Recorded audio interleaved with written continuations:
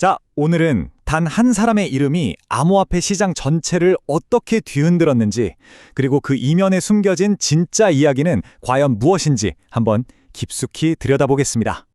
마이너스 16억 8천만 달러. 이게 무슨 숫자냐면요. 백악관에서 차기 연준 의장 후보를 발표하고 나서 정말 딱 몇 시간 만에 증발해버린 암호화폐 롱 포지션의 가치입니다. 어마어마한 충격이었죠, 정말. 그러니까 새로운 연준 의장 후보 한 명 때문에 시장이 완전히 공포에 질린 건데요. 근데 말이죠, 이게 단순히 가격이 떨어졌다, 올랐다, 이런 차원의 문제가 아닙니다. 모두가 놓치고 있는 진짜 중요한 이야기가 숨어 있거든요. 지금부터 그 복잡한 내막을 한번 파헤쳐보죠. 자, 시장이 왜 이렇게까지 패닉에 빠졌을까요? 그걸 알려면 먼저 케빈 워시라는 인물이 도대체 어떤 사람인지부터 알아야 합니다. 두려움과 경외, 이게 바로 시장이 케빈 워시를 바라보는 시선입니다. 한마디로 돈을 마구 푸는 것보다는 강력한 규류를 훨씬 더 중요하게 생각하는 그런 인물로 알려져 있다는 거죠. 그의 이력을 보면 이게 딱 드러나는데요. 역대 최연소로 연준 이사가 됐고 글로벌 금융위기 때 핵심적인 역할을 했죠. 근데 중요한 건 2011년에 연준이 돈을 더 풀겠다고 하니까 거기에 반대하면서 그냥 사임해버렸어요. 연준이 시장의 보모가 되면 안 된다. 이게 그의 확고한 신념인 겁니다. 자, 여기까지 들으면 그냥 엄청난 매파구나, 긴축주의자구나 싶으실 텐데요. 하지만 그렇게만 생각하면 정말 중요한 걸 놓치게 됩니다. 최근 그의 생각에 엄청난 반전이 있었거든요. 바로 이겁니다. AI가 주도하는 공급 충격. 이게 워시가 내세우는 핵심 아이디어인데요. 쉽게 말해서 AI 기술이 너무 발전해서 생산성이 폭발적으로 늘어나면 물가가 오르지 않으면서도 경제가 성장할 수 있다는 이론이에요. 정말 흥미롭죠? 이게 왜 게임 체인저냐면요. 한번 생각해 보세요. 보통 경제가 막 성장하면 물가가 오르니까 금리를 올리잖아요. 근데 이 논리에 따르면 AI 덕분에 물가가 안정적인데 경제는 성장하니까 오히려 금리를 내릴 수도 있다는 말이 됩니다. 와, 이건 정말 기존의 경제학 성식으로는 상상도 못할 일이죠. 경제가 잘 돌아가는데 금리를 내린다니 그 명분이 생기는 겁니다. 그런데 이런 생각이 그냥 책상에 앉아서 나온 게 아니에요. 워시는요, 이미 암호화폐 업계의 한복판에 깊숙이 발을 담그고 있는 말 그대로 인사이더입니다. 그의 관점은 아주 명확합니다. 비트코인? 이건 디지털 금 같은 가치 저장 수단이다. 이렇게 인정해요. 잘못된 정책에 대한 경찰 역할도 한다고 보고요.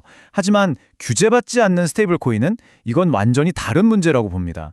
이건 그냥 통제가 필요한 사설화폐고 심지어 달러의 지위를 위협할 수 있는 시스템 리스크라고 생각하는 거죠. 실제로 그의 이력을 보면 스테이블 코인 프로젝트의 초기에 투자했다가 코드가 규제를 이길 수는 없구나 하는 큰 교훈도 얻었고요. 지금은 비트와이즈 같은 주요 ETF 회사 자문도 하고 있어요. 그러니까 기술은 알지만 결국 모든 걸 제도권, 특히 은행 시스템 안으로 가져와야 한다는 생각이 아주 강한 사람입니다. 자, 그럼 이 모든 걸 종합해 볼 때 만약 워시가 정말 연준 의장이 된다면 도대체 어떤 정책을 펼치게 될까요? 아마 시장은 완전히 상반된 두 가지 힘이 동시에 부딪히는 아주 이상한 상황을 맞이하게 될 겁니다. 첫 번째 힘은 바로 금리 인하입니다. 아까 말했던 그 AI 이론을 근거로 금리를 내릴 수 있는 거죠. 이건 비트코인 같은 자산에는 엄청난 호재가 될 수밖에 없겠죠. 하지만 동시에 완전히 반대되는 힘도 작용합니다. 바로 양적 긴축 QT를 가속화하는 거죠.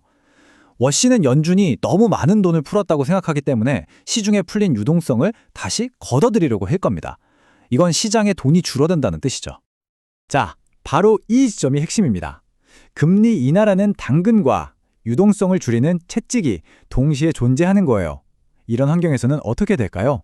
투자자들은 당연히 가장 안전하고 가장 튼튼하고 가장 품질 좋은 자산으로만 몰리게 됩니다.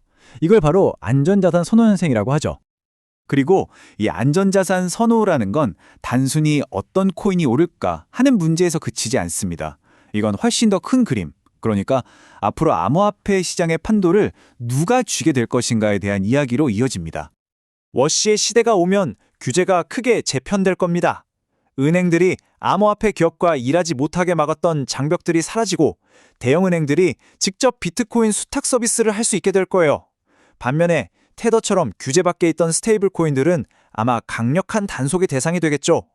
한마디로 월가 같은 전통금융기관들에게는 길을 열어주고 회색 지대는 없애버리는 겁니다.